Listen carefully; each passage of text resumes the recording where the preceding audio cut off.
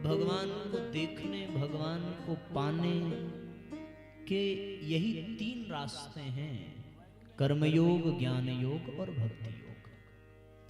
कर्म ठीक हो तो भगवान दिखे, भगवान मिले। विचार ठीक हो तो भगवान दिखे, भगवान मिले। और भाव ठीक हो तो भगवान दिखे और भगवान मिले।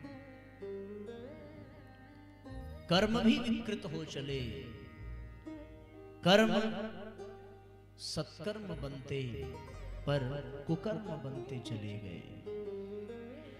विचार सद्विचार बनने थे पर कुविचार बनते चले गए। भाव सद्भाव से युक्त होते पर दुर्भावनाओं ने जगह बना ली।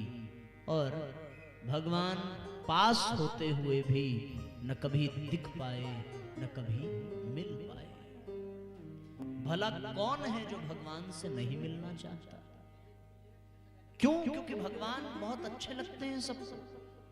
श्रेष्ठता का संचार है भगवान की वजह से, दिव्यता का आधार है भगवान, आनंद की पराकाष्ठा है भगवान। ऐसे भगवान को कौन नहीं चाहेगा पाना? ज्ञान का भंडार है, सुख आनंद, ये सब कुछ भगवान की कृपा से है। तो फिर भगवान को सब कोई पाना चाहेगा। वो भगवान ये कह रहे हैं कि भगवान पास में है, पर भगवान न दिखाई पड़ेंगे न मिलेंगे। इसलिए तो वो हमारे पापों को मिटा नहीं पा रहे हैं, इसलिए तो हम उनका अनुग्रह, उनका अनुदान, उनका वरदान प्राप्त नहीं कर पा रहे। इसलिए हमें इनको ठीक करने की आवश्यकता है। हमारा भाव ठीक हो, हमारे विचार ठीक हो और फिर हमारा कर्म ठीक हो। इन तीनों को ठीक करने की प्रक्रिया को ही सत्संग कहते हैं। यही सत्संग है जो हमारे भावों को शुद्ध कर दे, जो हमारे विचारों को पवित्र कर दे, जो हमारे कर्म को सुंदर बना दे, उसी को सत्संग कहते हैं। ऐसा सत्संग आपके क्षेत्र में, आपके गांव में, आपके नगर में और आपके बीच चल करके आया है। आपने बुलाया नहीं, फिर भी आया। आपको पता चला कि ऐसी योजना बनी है और फिर आप सबने उत्साह दिखाया, कलश यात्रा में आए, इसकी तैयारियों में अपना सहयोग किया, आश्वासन दिया कि हाँ हम सब सम्मिलित रहेंगे। तो फिर अब ध्यान देने की बात यह है कि इसका आयोजन करके भी, इसमें सम्मिलित होकर के भी, इसमें उल्लासित होकर के भी यदि हमारे कर्म वैसे न बन सके जैसा शास्त्रों में बताया गया, हमारे विचार वैसे न बन सके जैसे देवताओं के होते हैं, हमारे भाव वैसे न बन सके जैसे भक्तों के होते हैं, तब तो फिर सब मेहनत व्यर्थ चली जाएगी, सारा आयोजन व्यर्थ चला जाएगा, सारा खर्च बेकार हो जाएगा। यहां आकर के बैठना आपके समय को बर्बाद कर देने के समान होगा, कोई लाभ मिलेगा नहीं। अगर ये उद्देश्य हो कि यहां आएंगे और भंडारे का लाभ मिलेगा तो विषय कुछ अलग है, फिर तो बात दूसरी है।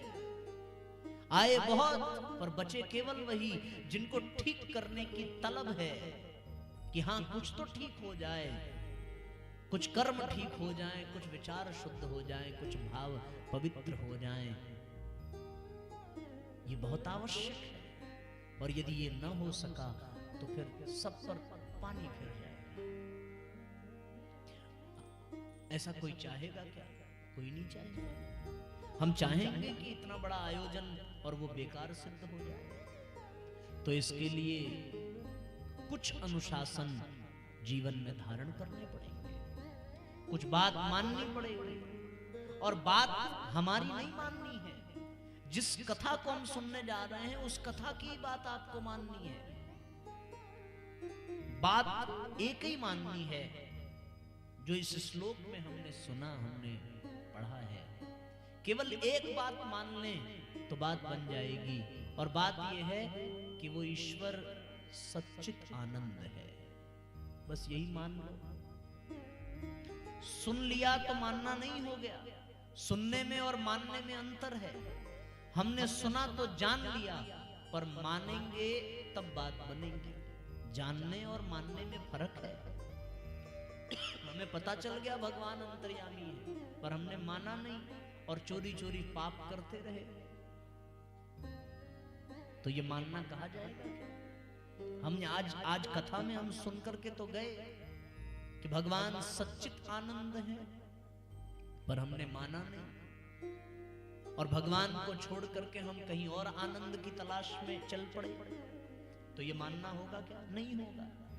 हमने आज जान तो लिया कि विश्वोत्पत्त्यादि हेतवे, सारे संसार को बनाने वाले वही हैं, सब कुछ वही बनाते हैं, वही चलाते हैं, वही मिटा देते हैं, और उसके बावजूद भी यदि फिर भी हमें ये अहंकार हो कि तुम लोगों का पालन पोषण मैं कर रहा हूं, ये मकान मैंने बनवाया, ये दुकान मेरी वजह से चल रही है, ये मेरी वजह से इसकी पढ़ाई लिखाई चल रही है, इसका सुहाग मेरी वजह से बना हुआ है, तो इसका मतलब आप जान तो गए कि भगवान ही बनाने और बिगाड़ने वाला है, पर आपने माना नहीं ये बात। आपको अहंकार इस बात का है कि मैं कर रहा हूं, पर हम सब तो जानते हैं कि हम सबको भी तो चलाने वाला ईश्वर ही है। जान तो गए, अब बारी मानने की है, और आपको केवल एक ही अनुशासन मानना है।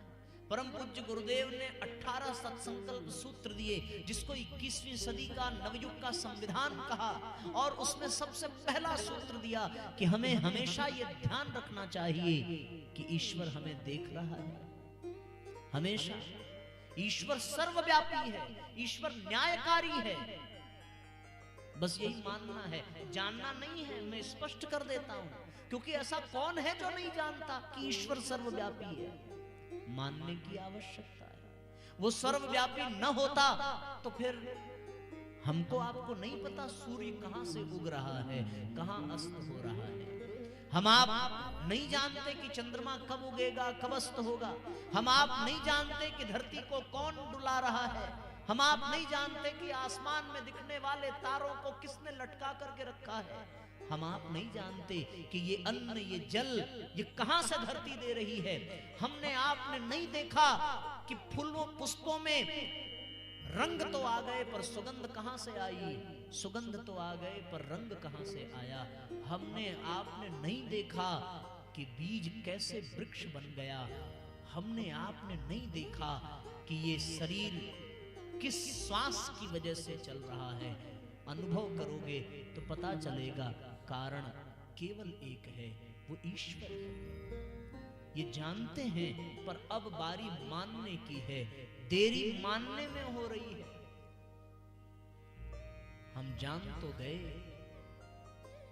पर मानना बाकी रह गया, और जब तक मानेंगे नहीं तब तक बात बनेगी नहीं। मानने से ही कर्म शुद्ध होगा, सुंदर बनेगा। मानने से ही विचार और भावनाओं का परिष्कार होगा, अन्यथा तो फिर कोई दूसरा रास्ता नहीं है। दुनिया में कोई कितना भी बड़ा विद्वान आपके बीच में आ जाए, बड़ा ज्ञानी आ जाए, वो भी आकर के यही बात आपसे कहेगा जो हम आपको कह रहे हैं। और हम अपनी बात नहीं कह रहे, हम तो गुरुदेव की बात कह रहे हैं कि ये मान लो कि ईश्वर सर्वव्यापी है।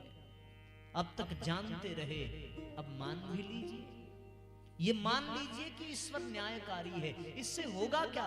इससे ये होगा कि आदमी बुरे कर्म दूसरों से छुप छुपा करके ही करता है, और अगर वो मान ले कि वो सर्वव्यापी है तो फिर किससे छुपाएगा, कैसे छुपाएगा, कहां छुपाएगा? क्योंकि कहां है वो नहीं। ध्रुव के लिए वो जंगल में भी मिल जाता है, प्रहलाद के लिए वो खंभे में भी मिल जाता है, गज के लिए वो सरोवर में भी मिल जाता है, अर्जुन के लिए वो रण क्षेत्र में भी मिल जाता है, द्रौपदी के लिए भरी सभा में मिल जाता है, सुदामा के लिए वो राजमहल में मिल जाता है, गोपियों के लिए वो यमुना के तट पर मिल जाता है, ग्वालों के लिए कालिया के फन पर मिल जाता है। कहां नहीं है? वो तो हर जगह है। जहां जिसने मान लिया वहां उसने जान लिया। इतना ही। इसलिए साथियों, ये विचार तो करें कि कौन है जो ये सब करा रहा है। और यदि ये प्रश्न पूछा जाए तो उत्तर यही मिलेगा कि निस्संदेह ईश्वर ही है जो सर्वव्यापी है, जो न्यायकारी है। अगर वो न्यायकारी न होता और अगर वो सर्वव्यापी न होता तो इस संसार में केवल पाप ही होता, पुण्य न होता। क्योंकि सब छुप करके पाप करते और सब पाप से बचने और उसके दंड से बचने की योजना बना लेते। वो परिवार को तो धोखे में रखते ही हैं, प्रशासन को भी धोखे में रखते हैं, कानून को और सरकार को भी धोखे में रख लेते हैं, पर भगवान को धोखा नहीं दे पाते। कानून के दंड से बच जाएंगे, परिवार, पड़ोसी, रिश्तेदार और समाज के दंड से बच जाएंगे, लेकिन वो भगवान के दंड से नहीं बचते। भगवान का दंड जब पड़ता है तो जीवन में दुख और कष्ट आता है, और ये दंड केवल उसी को पड़ता है जो कर्म बुरे करता है, विचार बुरे रखता है, भाव अशुद्ध रखता है। ऐसा व्यक्ति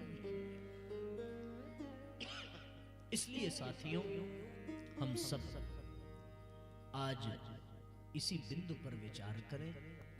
जैसा कि पहले से सूचित किया गया था कि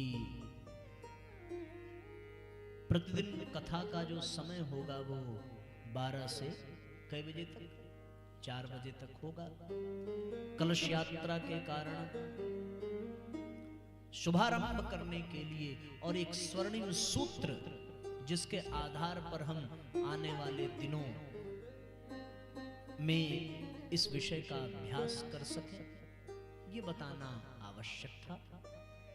और समय अपनी गति से आगे बढ़ रहा है तो हम सब लोगों को भी समय का अनुशासन कर मानना चाहिए। आप सब लोग दूर दूर से कलश यात्रा में सम्मिलित होने के लिए आए होंगे इसी विषय के साथ कि यदि ये मान लिया कि वो सर्वव्यापी है, न्यायकारी है, तो आप न किसी पर क्रोध करेंगे, न किसी पर अहंकार का प्रदर्शन करेंगे, न आपके जीवन में कोई बुराई होगी, न आपके जीवन में कोई कमी होगी। इस भाव भरी प्रार्थना के साथ और इसी संदेश के साथ आइए हम सभी भगवान के नाम का संकीर्तन करें। तत्पश्चात आरती करके आज के सत्र को विश्राम दिया जाएगा और फिर उसके बाद हम सभी कल से ठीक समय पर 12 से 4 एकत्रित होकर के इस कथा का दिव्य लाभ प्राप्त करेंगे।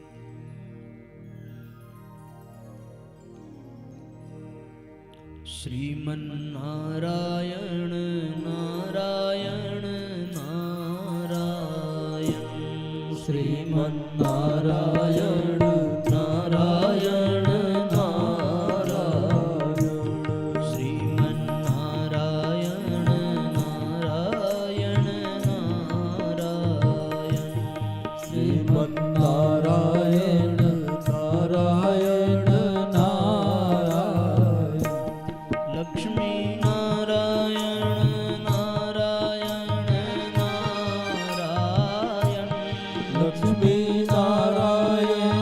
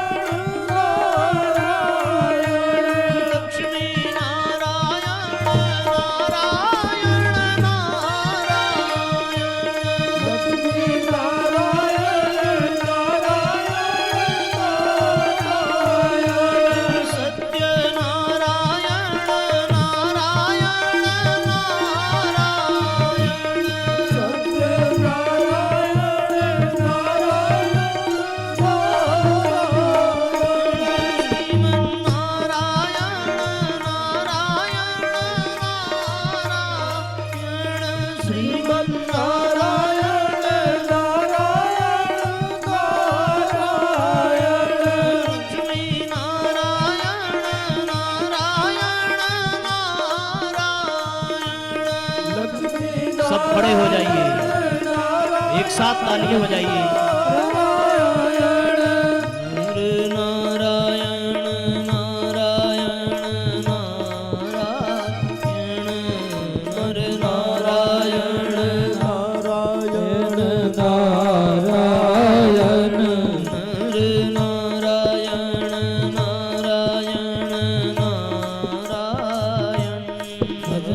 नारायण